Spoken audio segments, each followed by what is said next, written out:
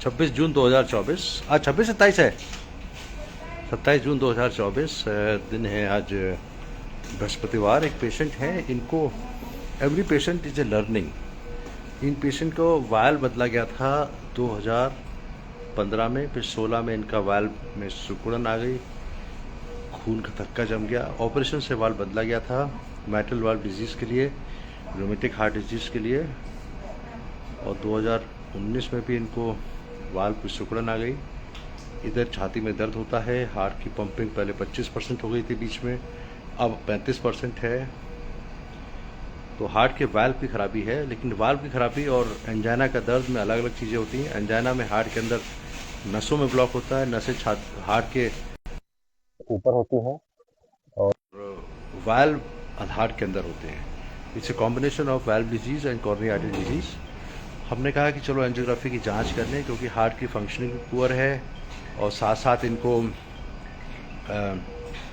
Valve में का एक चेकअप हो रहा है। इको किया, इको में वाल्व अच्छा काम कर रहा है।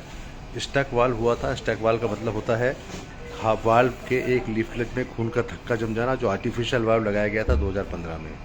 उसको इलाज कर दिया गया, उसको खून पतला करने की दवाई कहते हैं थ्रोम्बोलिसिस, उससे ठीक हो गया। अब हमने इनका एंजियोग्राफी की जांच करी। एंजियोग्राफी की जांच ऑलमोस्ट नॉर्मल है, इसे गुड न्यूज़। और ये देखें, ये राइट वाली आर्टरी है, राइट वाली आर्टरी बिल्कुल नॉर्मल है। और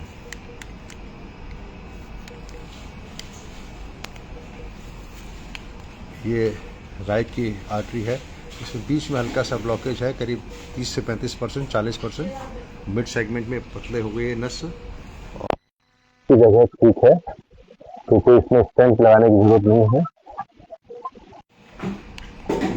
एलईडी एक जगह, दो जगह ब्लॉकेज है, डायगोनल एक ब्रांच है उसमें ब्लॉकेज है हल्का सा, और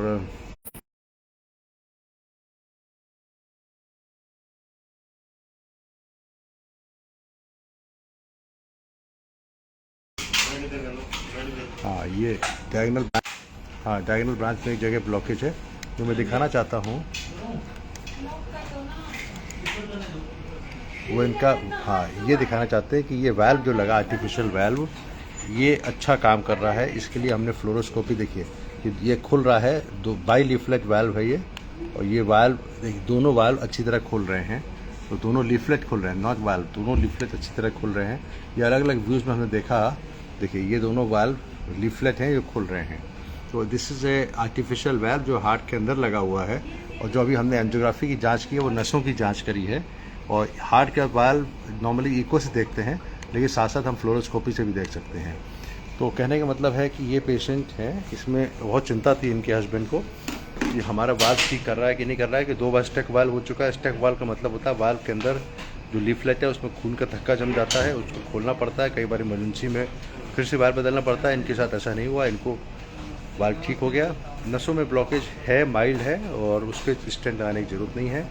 और we are very happy that this patient will require only medicines, दवाई से काम चलेगा। इनको हमें फर्दर कोई एंजियोप्लास्टी या वाल्व रिप्लेसमेंट की ज़रूरत नहीं है। कुछ और कमियां हैं छोटी मोटी, उसको ठीक करेंगे और दवा पे इनका वाल्व चलता रहेगा। नॉर्मली जो वाल्व बदलता है, वो अगर मेटेलिक वाल्व होता है तो उसको हम ठीक कर देते हैं, वो लाइफ लॉन्ग होता है। और बायोप्रोस्थेटिक वाल्व होता है आर्टिफिशियल, उसकी लाइफ करीब 10 से 15 साल होती है। इनका मेटेलिक वाल्व लगा है, तो we hope that with the proper treatment, continuation of medical treatment इनका ठीक रहेगा। Thank you doctor Gupta from Apollo, 27 June 2024। तो मैंने आपको बताया वाल्व की बीमारी, और साथ साथ मैंने बताया कि हार्ट की नसों में ब्लॉकेज माइल्ड है और कोई फर्दर कुछ करने की जरूरत नहीं है।